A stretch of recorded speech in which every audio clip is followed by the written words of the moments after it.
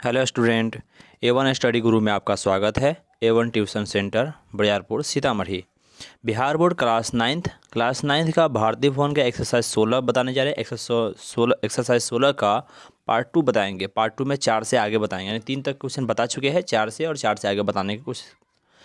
Channel का नाम हुआ A1 स्टडी गुरु। मैं इफ्तिखार सर। अभी तक जो व्यक्ति सब्सक्राइब नहीं किया है, सब्सक्राइब जरूर कर दीजिएगा ताकि आपको वीडियो समय समय पर मिल सके।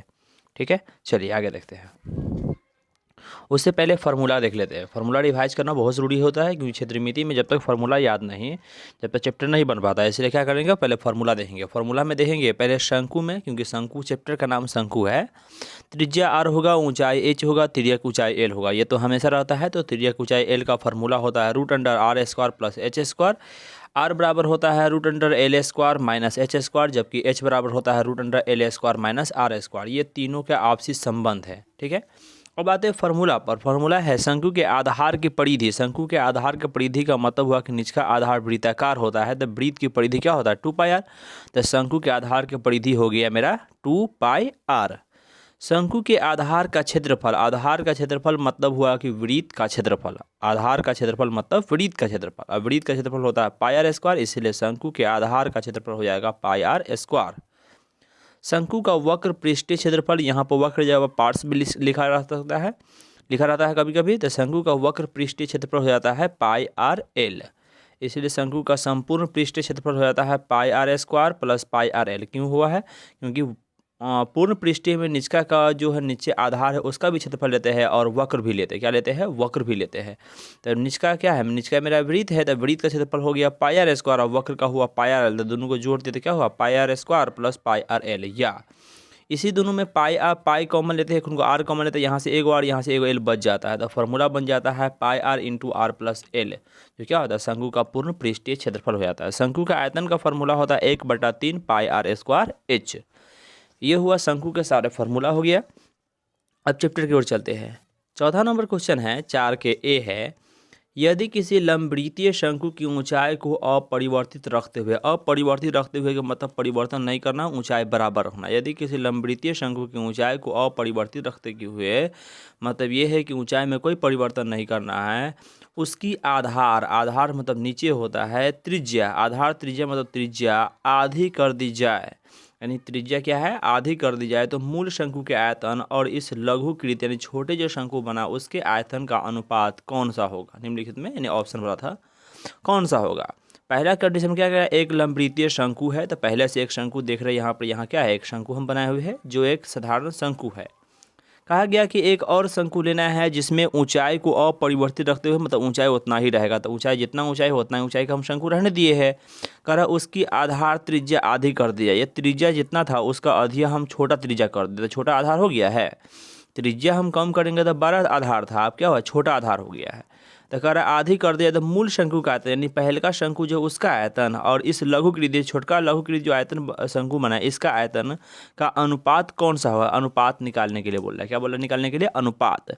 किसका अनुपात, आयतन का अनुपात। तो दोनों का आयतन निकालना होगा। पहले क्या लिखे, शंकु में पहले ये शंकु जो मूल शंकु है ये हुआ मूल शंकु, ये क्या हुआ, लघुकृत यानी छोटा शंकु, लघुकृत शंकु। ठीक है,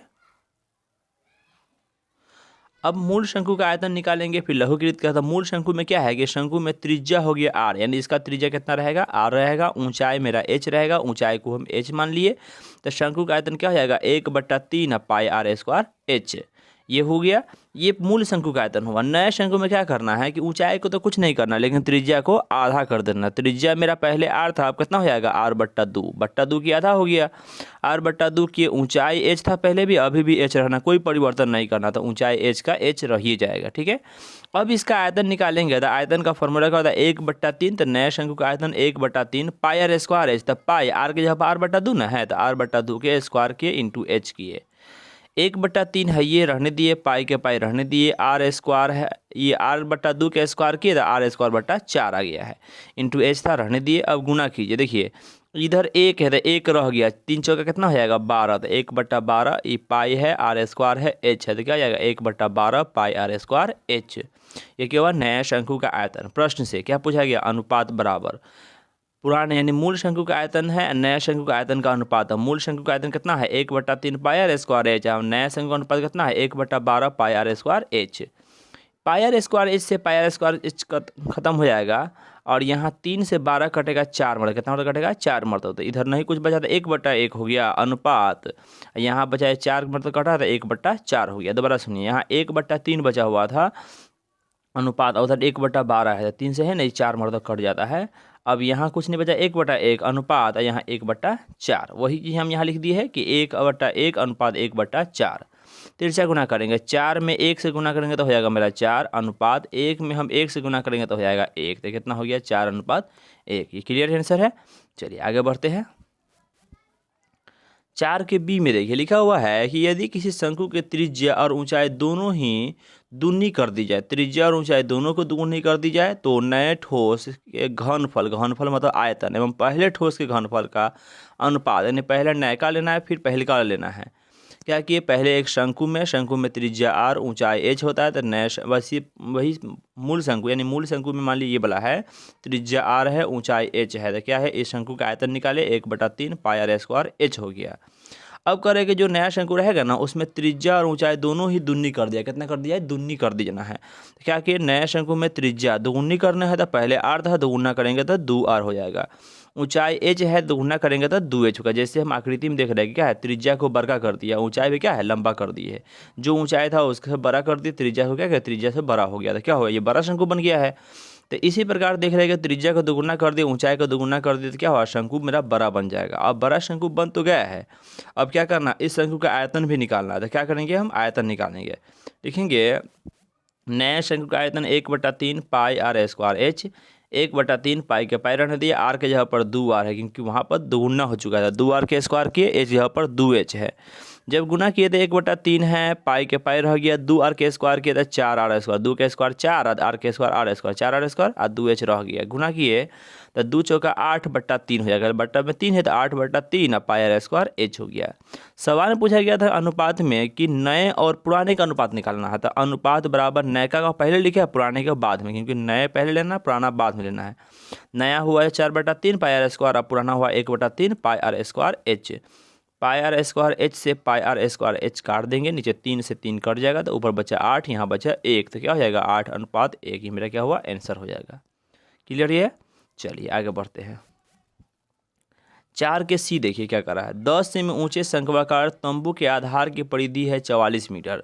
एक 10 सेमी ऊंचा है शंक्वाकार तंबू के आधार की परिधि है 44 मीटर, जबकि एक अन्य शंक्वाकार तंबू की ऊंचाई 20 मीटर है। ऊंचाई क्या है ज़्यादा है 20 मीटर है, परिधि 22 मीटर, परिधि कम है। हालांकि पहला है ऊंचाई कम है परिधि ज़्यादा है, इसका ऊंचाई ज़्यादा है परिधि कम है।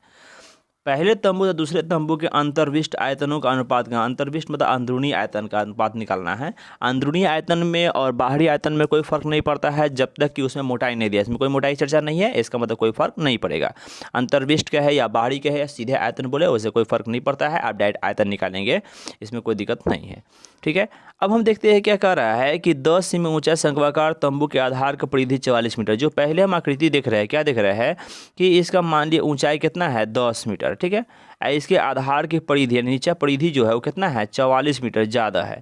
ये पहला शंकु हुआ। दूसरा शंकु क्या कर रहा है कि ऊंचाई 20 मीटर, तो ऊंचाई बढ़ा दिए, ये 20 मीटर ऊंचाई हो गया, ठीक है, और जबकि इसके आधार की परिधि जो है वो 22 मीटर यानी कम है, ये 22 मीटर हुआ, इसका परिधि है ये 44 मीटर था, देखिए ये परिधि ज़्यादा है, इसका परिधि क्या है कम है, ये दूसरा शंकु हुआ।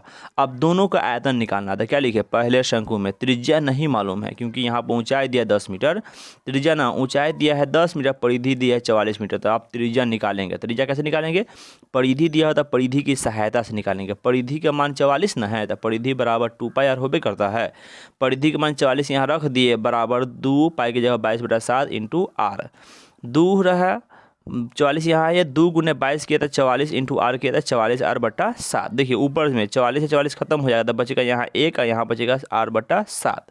तिरछा गुना किए r रह गया 7 का कितना हो जाएगा 7 हो जाएगा, r बराबर कितना हो जाएगा 7 सेंटीमीटर। अब त्रिज्या निकल गया, त्रिज्या 7 हो गया, ऊंचाई 10 देवे क्या था, आयतन तो निकाल सकते हैं। क्या लिखे कि शंकु का आयतन बराबर हो जाएगा 1/3 पाई आर स्क्वायर एच, 1/3 पाई का मान 22/7 आर स्क्वायर यानी 7 गुने 7 किए एच जगह पर 10 से 10 रख दिए। अब क्या किए, 7 से ही 7 कट गया, 22 गुने 7 गुने 10 किया, तब 1540 बट्टा ये 3 था और 3 रह गया, तो क्या हुआ 1540 बट्टा 3 मीटर क्यू आ गया। क्या हुआ, शंकु का आयतन। अब दूसरे शंकु में जो बड़ा वाला है, त्रिज्या उसमें भी नहीं पता क्योंकि वहाँ परिधि दिया हुआ, ऊंचाई उसका ज़्यादा दिया है जो 20 मीटर है, अब परिधि दिया हुआ 22 मीटर। तो परिधि बराबर फार्मूला होता है 2πr, तो परिधि जब 22 रख दिए, 2 गुने 22 बटा 7 इंटू आर। अब यहाँ भी वही कंडीशन, 2 गुने 22 करेंगे कितना है 44 हो जाएगा, आर इंटू 44 आर बटा 7 हो जाएगा। तो यहाँ भी वही किए कि 22 बराबर क्या हुआ 44 आर बटा 7। अब देखिए यहाँ 22 से 44 कटेगा क्या मर्तबा, 2 मर्तबा कटेगा, ऊपर 2 आर बच गया, नीचे में 7। इसका मतलब 2 आर से में यहाँ ना कुछ नीचे 1 है, 2 आर में 1 से गुना करेंगे 2 आर हो जाएगा, जबकि 7 इकाई हो जाएगा 7। 2 आर बराबर 7 हुआ है, क्या हुआ, तो 2 आर बराबर 7 है, 2 गुना में इधर आएगा था भाग में, आर बराबर हो जाएगा 7 बट्टा 2 मीटर हो गया, ये हो गया।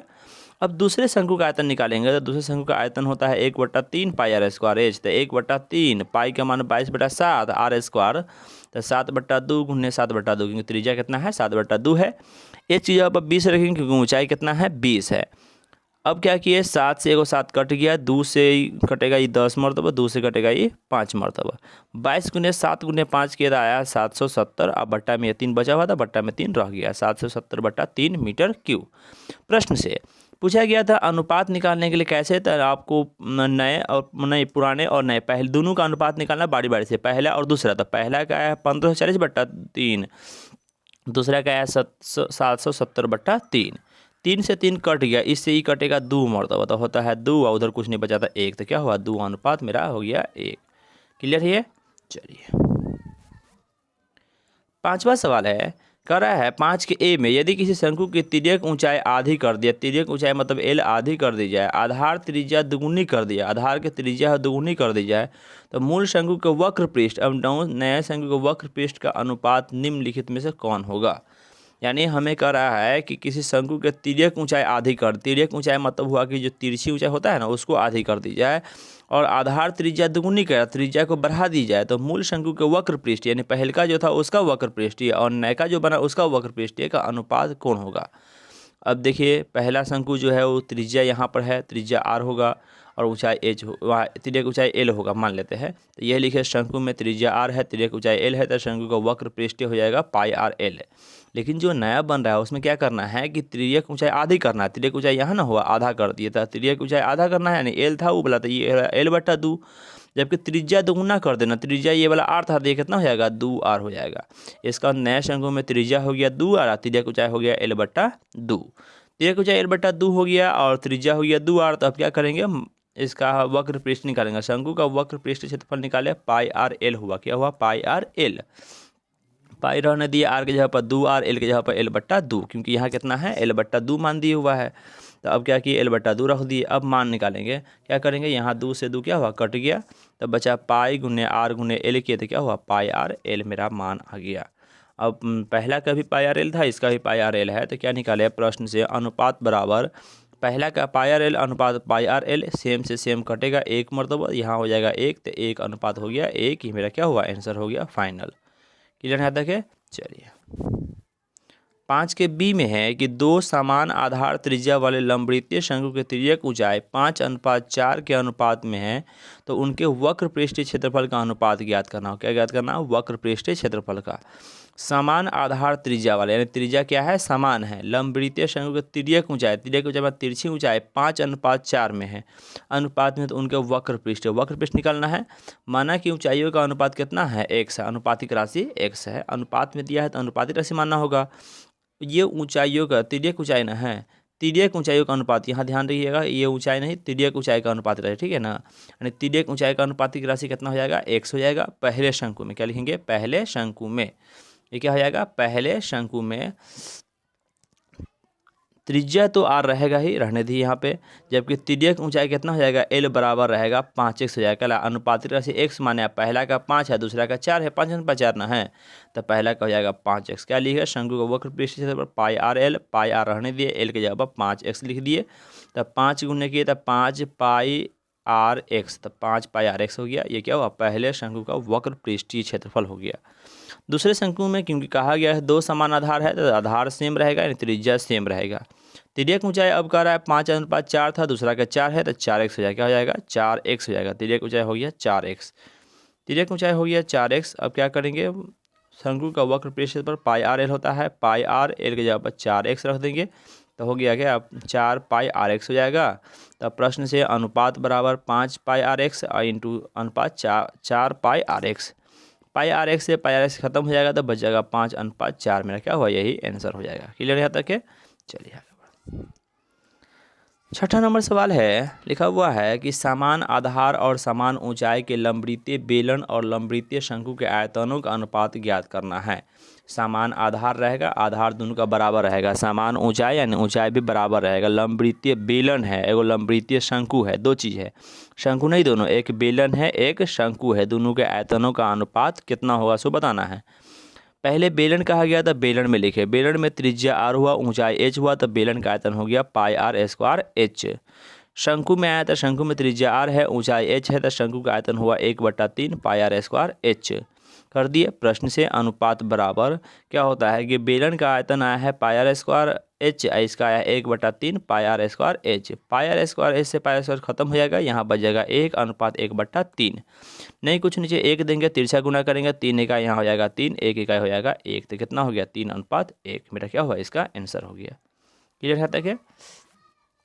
7वां नंबर देखिए, लिखा हुआ है ए सेमी किनारे वाले घन का आयतन और ए सेमी त्रिज्या एवं ए सेमी ऊंचाई वाले शंकु के आयतन का अनुपात क्या होगा। ए सेमी किनारे वाले घन का आयतन, ए सेमी त्रिज्या एवं ए सेमी ऊंचाई वाले शंकु का आयतन का अनुपात ज्ञात करना है।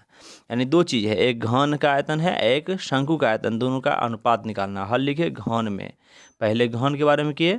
घन यहाँ देख रहे हैं, घन कह रहा है इसका जो भुजा है ना कितना है, एक ए सेमी है, ए है, क्या लिखे घन में भुजा बराबर ए, तो घन का आयतन हो गया ए क्यू, क्योंकि भुजा क्यू होता है तो ए क्यू कर दिए।